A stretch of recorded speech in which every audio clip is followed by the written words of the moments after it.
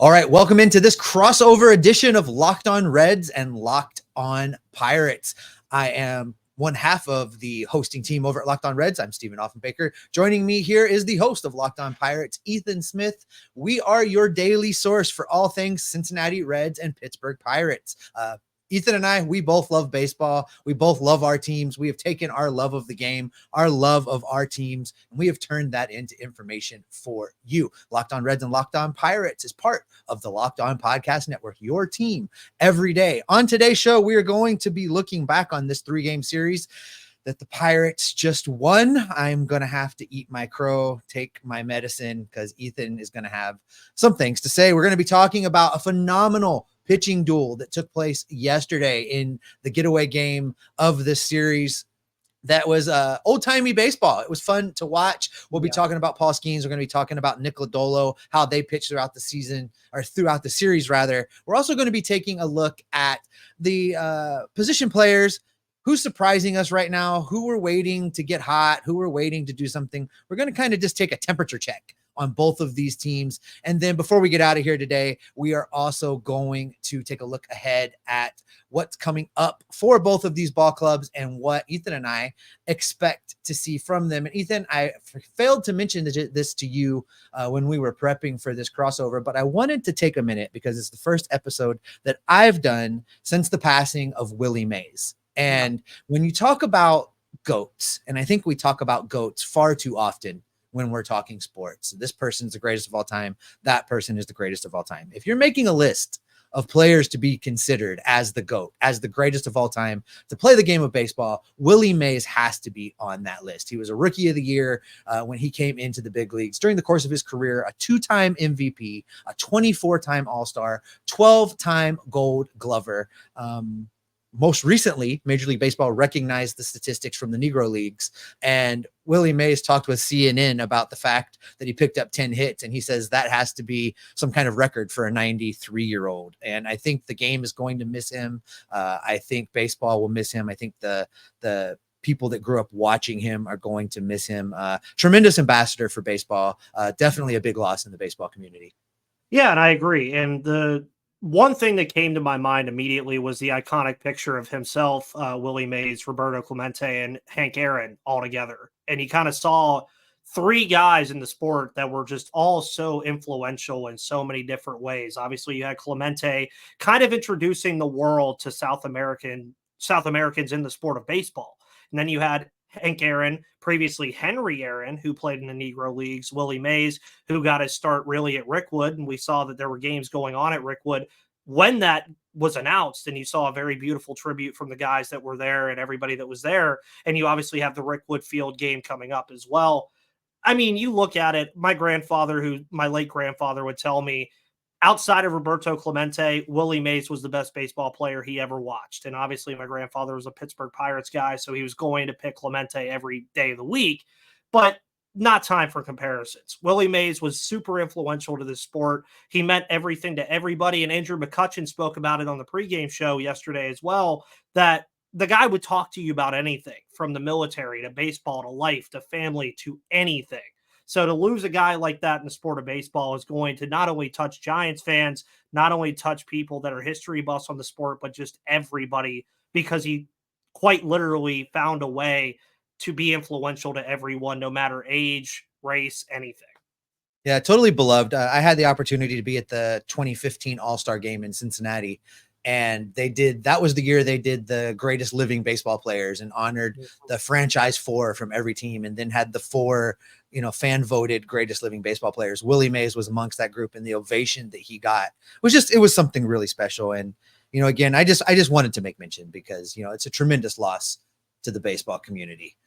All right, Ethan, let's get into what we saw yesterday out in Pittsburgh, because it was a good old-fashioned pitcher's duel. I got to tell you that I was really, really impressed with Mitch Keller. I mean, you and I, we have the greatest rivalry in the Locked On Podcast Network, me and you. We go at each other hard all season long with the digs and the jokes, but I was really impressed with what Keller has been able to put together. And really, I think people that don't pay attention to Pittsburgh sports may have not picked up on the fact that since May 1st, Keller has the best ERA in all of the National League. He has been doing it now for 6 straight weeks and does not look to be slowing down. Yeah, and I mentioned that on my show yesterday as well when I went live after the game that, I mean, he had a 1.3 ERA, Steven, in May, and a lot of people were saying, okay, that's really good, but can he keep it up? Well, he's kept it up. I mean, he has a 1.8 ERA in June, and has this immense, crazy streak of going at least 5 innings in a game. I think he's into the 40s in a row now in that category. And as I mentioned, too, 2 years ago, this was a guy that people were ready to write off in Pittsburgh. He was a former first-round pick, former top 100 prospect that could never really figure it out. Now, since then, 2 opening day starts, an all-star nod last season, one of the better pitchers on this roster alone and in the National League. And it's almost funny that you bring it up that a lot of people might not know how good he's been. Well, that's also because you have Paul Skeens and Jared Jones. So it's almost like for how good he's doing, he's still in the shadow of those guys. And it's kind of crazy to think about that when, as you mentioned, best ERA in the National League since May 1st, but you wouldn't know it based off of what everybody else is talking about as far as Pittsburgh Pirates baseball is concerned. Not to be outdone, as good as Keller was, 7 innings, 2 hits, he walked 2, struck out 7. Not to be outdone, Hunter Green delivered big for the Reds. And man, if Hunter Green could just get some stinking run support on the regular, we'd be having a whole different conversation.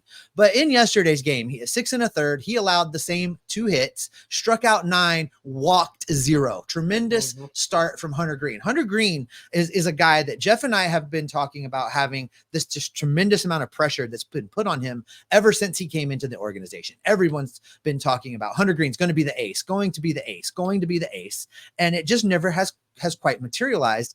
This season, the Reds go with Frankie Montas as the opening day starter, which I think was maybe just a little shot across the bow for Hunter Green to get it together. No one within the organization has ever admitted to that or fessed up to that, but I think that's what that was. What we've seen from Hunter Green this year as he is transitioning from thrower into pitcher. He is learning to use his pitches. He's developing more pitches. He's mixing in that splitter.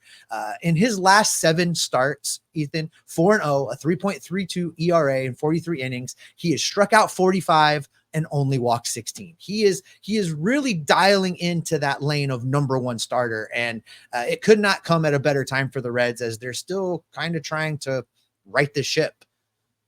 Yeah. And thankfully, with Mitch Keller as well, you talk about righting the ship, and this is something that I think we can get to later on in that final segment in a little more depth as well, is, you hear all the time that the Pirates have, Keller, Jones, and Skeens, and then you have Bailey Falter, who's been pretty impressive as well, was impressive in this series also.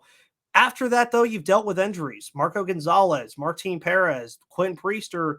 You really have to respect when you get these kind of starts from these guys. And Hunter Green is one of those guys. He's one of those guys that I remember when you guys were super excited to see him come up and he threw a no-hitter and he talked about run support.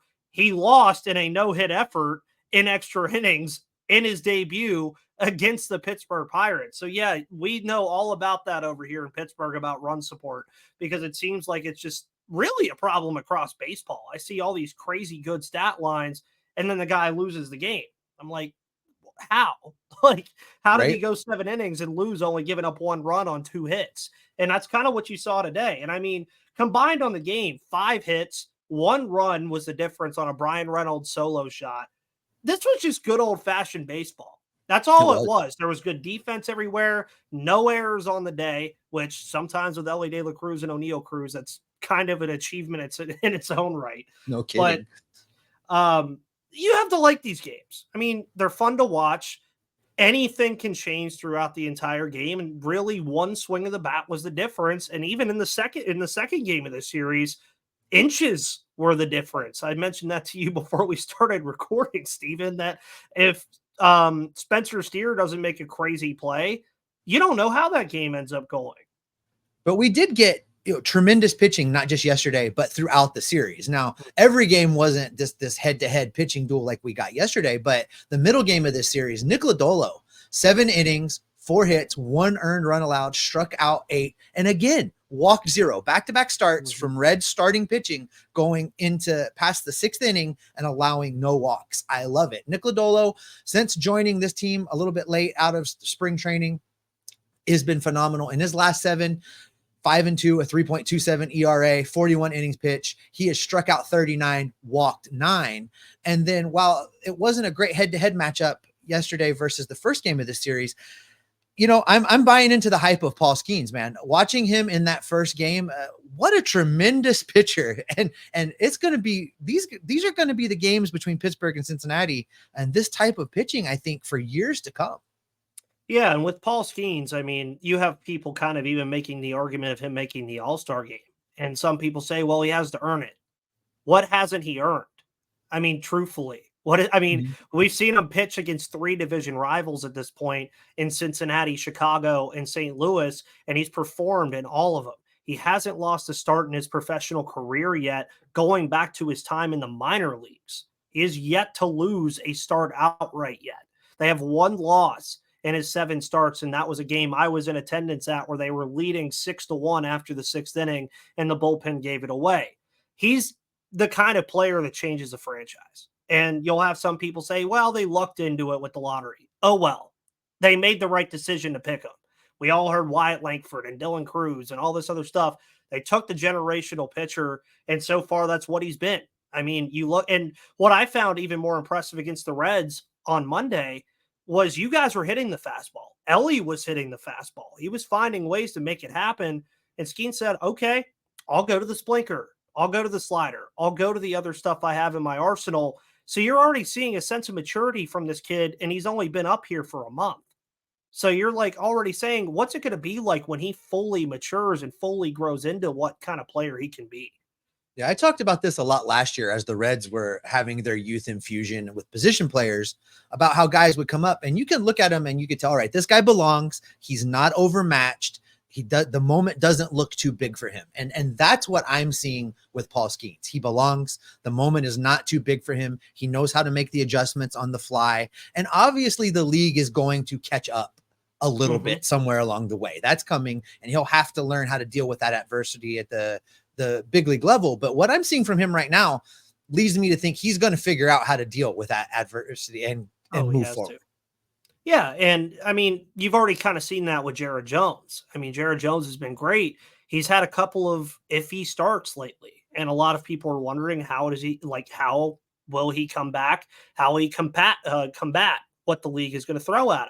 Skeens is going to have that eventually. I mean, every pitcher does. Garrett Cole, Spencer Strider, Zach Wheeler, Hunter Green, Nick Lodolo. Those guys have all had to deal with that and have come through and been very good pitchers in this league. Skeens, no doubt, will find a way to do that. He's just that good of a player. He just has that kind of work ethic. And as you mentioned, I think the pitching between these teams in the coming, not months, years, is going to be very fun to watch, and arguably the best in the entire division.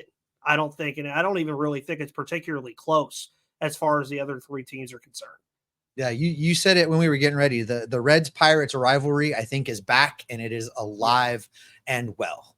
All right, coming up, we're going to dig into some position players. We're going to talk about how guys are performing right now and what we expect to see them do in the short term and the long term as both the Pirates and the Reds continue to try to scrap their way back into contention in the National League Central. We've got all that coming up next. Here on Locked On Reds and Locked On Pirates, we pride ourselves on getting you the latest news about the Reds and the Pirates, whether it's the offseason, the draft, spring training, or the playoffs. It's year-round. You know what else is year-round? Collection season. Just because the tax season is over doesn't mean the IRS will stop coming after you for your unfiled taxes. The IRS can garnish your wages, levy your bank accounts, and even seize your property.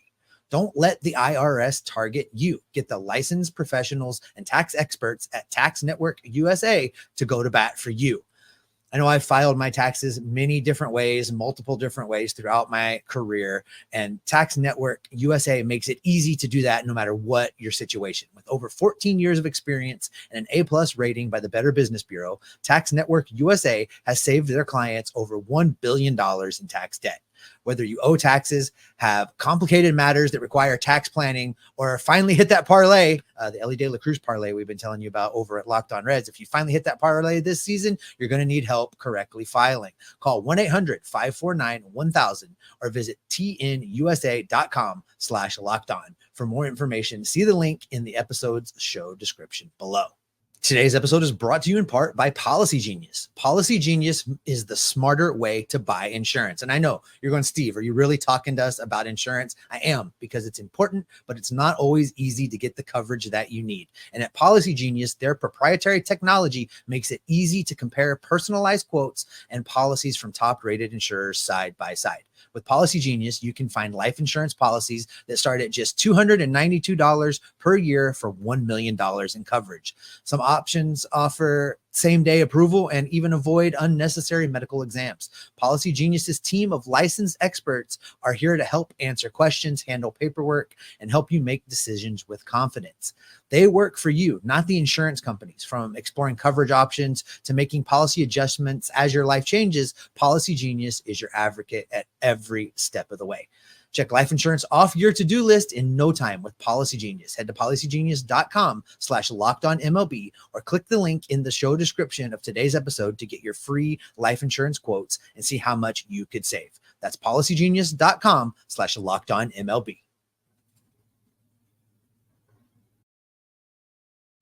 You have got to check out Locked On Sports Today. It's a free 24/7 streaming sports channel program for you every day to bring you the biggest stories. Locked On Sports Today brings you can't miss analysis, opinions, and news. They've got our national hosts as well as contributors of all of our local shows. Experts like Ethan, myself, Jeff, we're all contributing over there. It's available for free 24/7 on YouTube or the Amazon Fire TV channels app, part of the Locked On Podcast Network, your team every day. All right, Ethan, we talked about the pitching. The pitching was great in this weekend series. The hitting didn't really put on a display, but that is because of that good pitching. But there are several guys on both of our ball clubs, both the Pirates and the Reds, that are heating up. They're getting to where we expected them to be. They're getting to where we thought they would be. And that's going to make for good baseball throughout the summer. Yeah, and I mean, you look at some of those guys for the Pirates, Brian Reynolds, Jesus. I saw 17-game hitting streak. Yeah, and I saw Jeff at one point tweet that he's just hoping that they can hold him to a single base on Monday when he was going on his tirade. Obviously, was a difference in Wednesday's game, hitting 299 over his past 30 games, like 349 over his past 7. This is the guy they extended. This is the switch hitting, put the ball all over the place guy that even after the game when he was interviewed by Hannah Mears, our sideline correspondent is what I call her, even though on-field correspondent, he's like, yeah, it's cool. You know, I like playing behind Mitch Keller. Yeah, it's cool. He's just very laid back to himself, but this is what you want to see. Now, obviously for us, me and you, Steven, of course, we want to see O'Neal Cruz and Elly De La Cruz take that next step. And they were doing that a lot with the comparisons on the broadcast where they were showing kind of their stats because they are very similar except stolen bases. And I'd like to hear from you because I got a taste of Elly again, really, because I do watch a good bit of Reds baseball, but not a lot to know everything that's going on. How's Elly for you guys? Because for O'Neal, he's kind of getting there, but he's like just below where you want him to be. I want your thoughts on how Elly's been and where you guys think he is right now.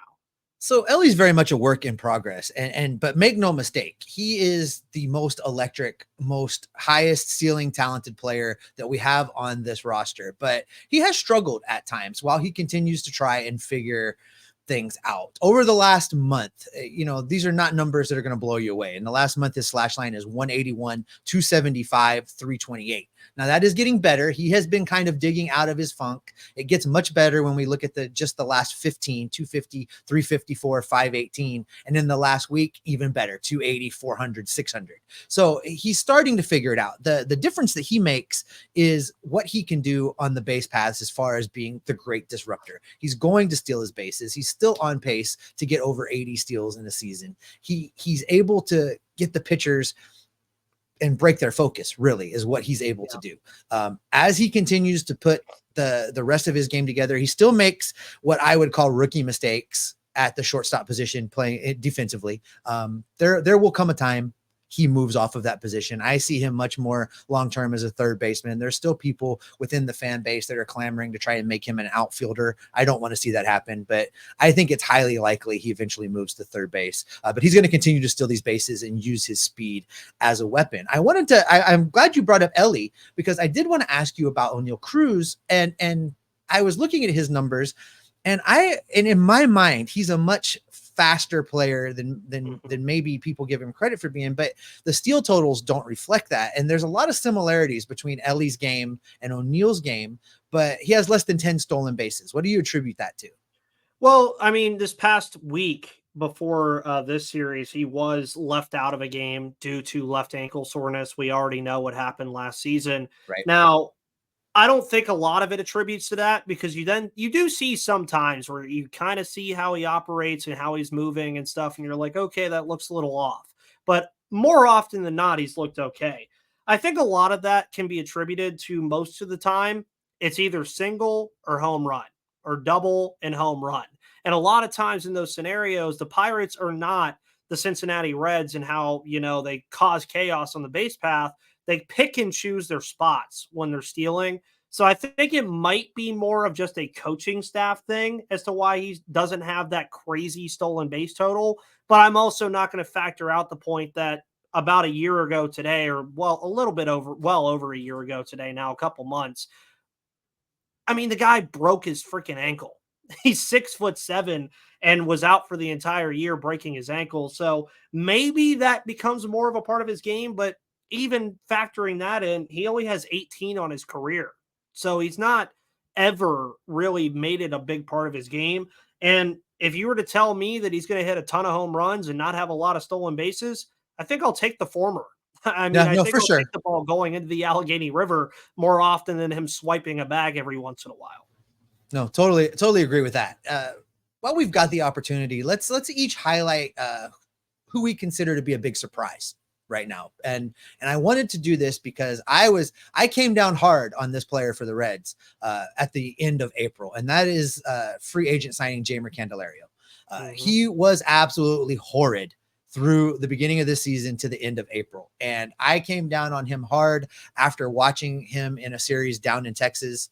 And Jeff, the ever optimist, the great calmer that he is, was like, just wait. He always gets hot in May. Just wait. Don't give up on him yet. Last 30 days, 276, 320, 569, 8 home runs, 18 RBIs. Yeah, he got hot in May. He has been a tremendous surprise since then. He has done the things that I think that the Reds front office expected of him with this signing, to bring him in to be this semi-veteran presence that can play multiple positions and be a steady switch hitting, much like you're talking with Brian Reynolds, the switch hitting, stabilizing person in your lineup. Candelario has become that, and I'm here for it. I'm so excited about the way he has played over the last month. Yeah, and when you're talking about guys that were kind of written off and everybody wanted gone, like you bring up Candelario being a guy that after April, you're like, okay, what are we doing here? Well, Rowdy Tellez has to be in that conversation for the Pirates and some, because, I mean, he was one of the worst first basemen in history for the first month and a half of the season in terms of WRC plus and a lot of advanced analytics. Last 15 games, he's batting 375. Last 30, 264. Last 7, 417. This is a guy, much like you said, the Pirates bring in, obviously not of the same caliber as Candelario at this point in his career, but still a guy that hit 35 bombs 2 years ago. So that's what they were hoping to get. And now you're starting to kind of see Rowdy gain some confidence back again. Even the crowd gives him the Rowdy chant every once in a while now, kind of doing that Trey Turner effect kind of thing. And that's one of the big surprises that we've seen. Nick Gonzalez, too. I mean, Nick Gonzalez was horrible last year. Now he's batting over 300. He's batting cleanup. I don't agree with that. That'll be something I talk about on my show at some point, but something that's fine. I mean, he's been great. He's been an RBI machine since coming back, but lots of surprises that really offensively I didn't expect. And I also didn't expect this pitching staff to be the main reason why the Pirates are where they are. Yeah, it's been a surprise-filled season, both in good and bad ways for both of these teams, I think. And we're just waiting for them to turn a corner. Fun fact, with Ellie De La Cruz on the field, we had the tallest 44 in the game. And with Rowdy on the field, we had the widest 44 in the game. It was a battle of the 44s in different anatomical ways. I couldn't resist. Yeah. Guy's going to kick my face in if I ever see him somewhere. At any rate, coming up, we got both of these teams that are very evenly matched and have a lot of the similar situations playing out. So coming up, let's look at what's ahead for both of our ball clubs and where we think they're going to go from here. We're going to have that coming up next. You know that instant confidence boost you get from an outfit that makes you look really good? Well, that's what I get with Stitch Fix. Easily upgrade your wardrobe this year with a professional stylist that helps you find new on-trend favorites that will work for you. I just give my stylist my size, the styles that I like, and my budget preferences. I order boxes of what I want, when I want, how I want, with no subscription required. And they send me 5 just for me pieces, plus outfit recommendations and pro styling advice. I keep what works for me and I send back the rest. My stylist always sends the just right pieces. The fit is on point. It's like they can read my mind. I don't know how they do it, but they just get what works for me. If you don't love something, just send it back. Shipping, returns, and exchanges are always free. Style that makes you feel as good as you look. Get started today at stitchfix.com/MLB and get $20 off your first fix. That's stitchfix.com/MLB for $20 off. stitchfix.com/MLB. Remember, you have to redeem your $20 off within the first 7 days of sign up. You can catch every pitch of the Reds and the Pirates hometown broadcast with SiriusXM. Just download the SXM app and search Reds or Pirates. All right, Ethan, these teams, they're still in it. The National League is a jumble of everybody is still alive and well in the playoff hunt, Reds and Pirates included. And for me, all hope is not lost. I'm obviously frustrated. I wanted to be in a better position. I still think the Reds can make a run and win this division. I still think Milwaukee's going to fall back to earth. I don't think it's far from being over is what I'm saying. It's far from being over. But we're going to be seeing a lot of each other. We're going to see each other again next week at Great American Ballpark. So for these teams, where do you see things going for the Pittsburgh Pirates? What needs to happen to get the Pirates in a position to be contenders for the division and a playoff spot? Well, when you look at that pitching staff that we talked about earlier, I mean, Jones, Skeens, and Keller, if Bailey Falter continues to be a consistent presence, I think you're okay. Like, you're going to have those 3 guys. You know those 3 guys are going to perform for you. You're going to get healthier eventually. Perez should be on his way back. You're talking about other guys being involved in that conversation as well. The bullpen has performed leaps and bounds better than it was even a month and a half ago. Really, it's all going to come down to the offense. I mean, you even hear national media talk about it, like Jeff Passan and John Smoltz saying if they can just get one impact bat or have a guy kind of heat up like an O'Neal Cruz, the whole dynamic changes. And really, Steven, from your standpoint, who wants to face Jones, Skeens, and Keller in a 3-game set or even 5? I mean, that's a group that's a team you just don't want to flat out play in the postseason. You do not want to see those 3 teams. But that sentence that I just said means absolutely nothing if you can't get there. So they need to make the moves to get there. I think that includes trying to go get an outfielder, maybe trying to get a first baseman, and then maybe some bullpen help just in case. But we'll see where they sit July 19th or July 20th, because it could all change just like that. I mean, they could be in last place by the end of the weekend, depending on how things go.